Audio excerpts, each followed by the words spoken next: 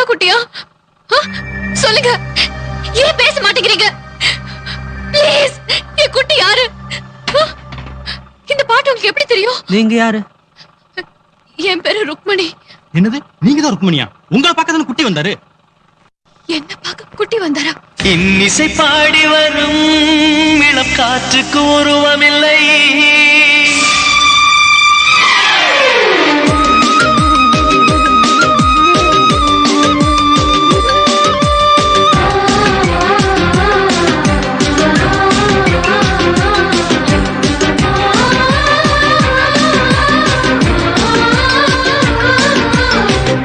கண் கொண்டு தன் கண்ணை கண்டவர்கள் கிடையாது.